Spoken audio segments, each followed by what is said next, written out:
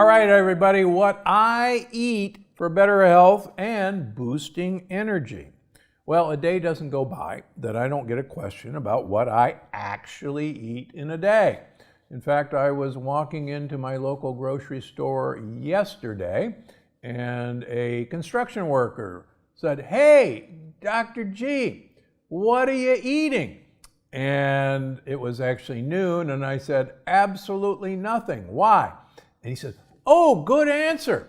So yeah, not a day goes by that I'm not stopped about that. Now, if you've read any of my book or watched my YouTube channel, that not eating or shortening your window of eating is the #1 way to promote better health and boost energy. And of course, that was my answer for that construction worker. But I'm here to share with you that we should eat short to live long.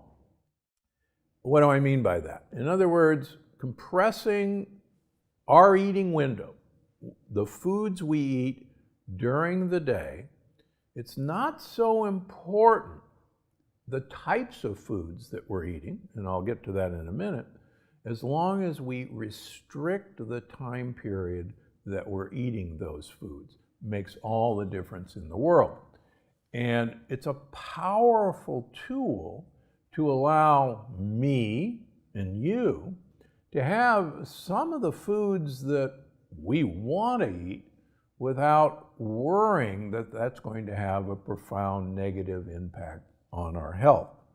So let's talk about some of the foods that people associate with energy boosting. And not a day goes by you don't see a TV commercial or something on the internet that protein increases your energy.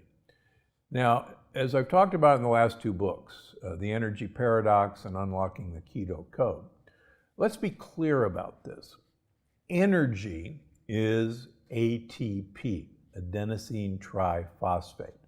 That's our energy currency.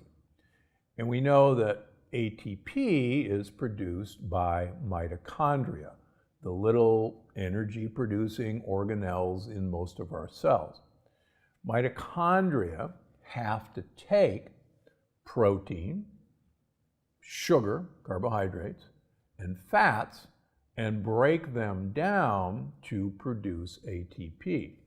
But if you've looked at either of those books or listened to them, you know that in our society, we bombard our mitochondria simultaneously with simple proteins, simple sugars, and simple fats. The mitochondria were never designed to handle all at once. And living in the LA area that I do, we produce rush hour in our mitochondria, unfortunately, 16 hours a day. And so energy producing foods like protein, for instance, may have actually the exact opposite effect on producing energy.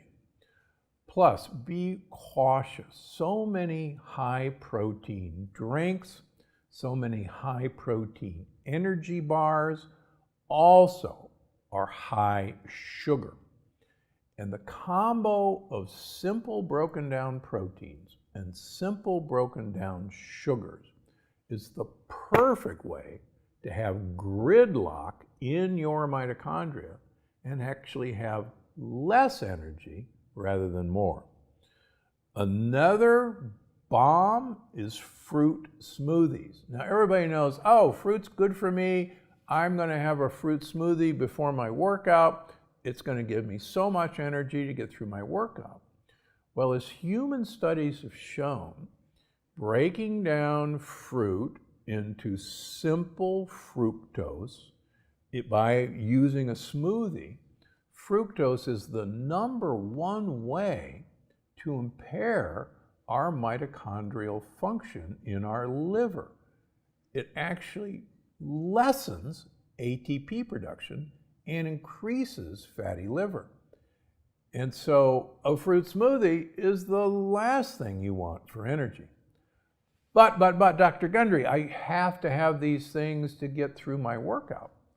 Well, the exciting thing is, in human trials, exercising on an empty stomach actually has you produce more ATP and get more benefit out of your program than if you ate beforehand.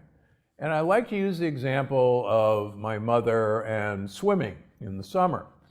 Many of you were raised at a time when, after you ate lunch, your mother basically set a timer that you had to wait an hour to go swimming after you ate lunch.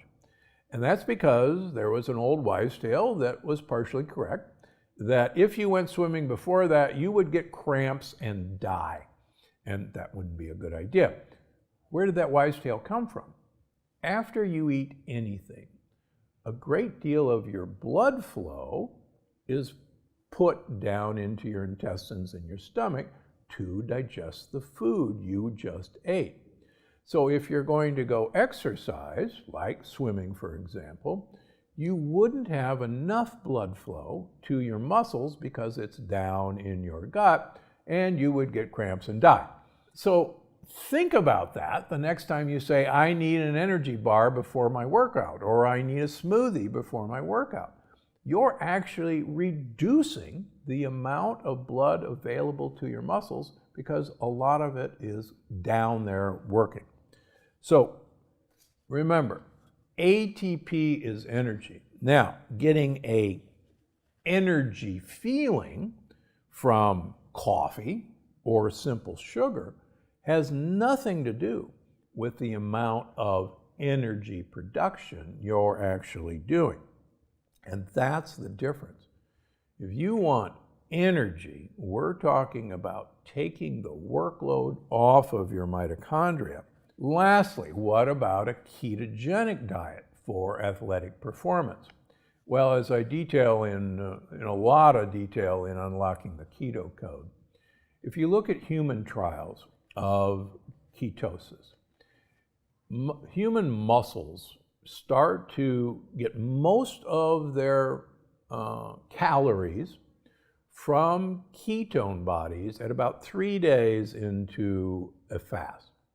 After 3 days, we actually switch from using ketones as a fuel to free fatty acids.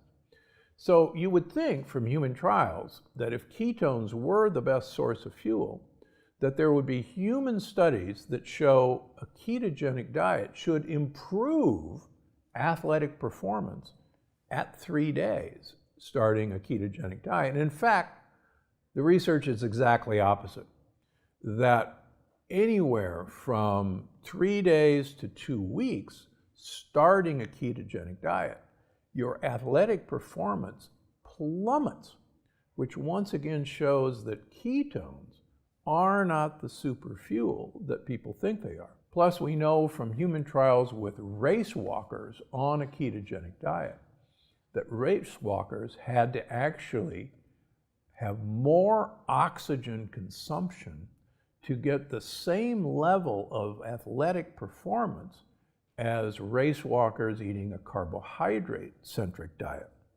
So that's why it's really important that we think of energy as ATP production and not as this feeling of energy that so many of the commercials mistakenly aim your ideas at. Don't believe these commercials, unfortunately. So what do I eat for energy? Well, for my patients, I actually want them to eat like a gorilla who lives in Italy. By that I mean you want to have slow burning calories from leaves. You want to get all the phytonutrients, all the polyphenols from eating the rainbow of leaves.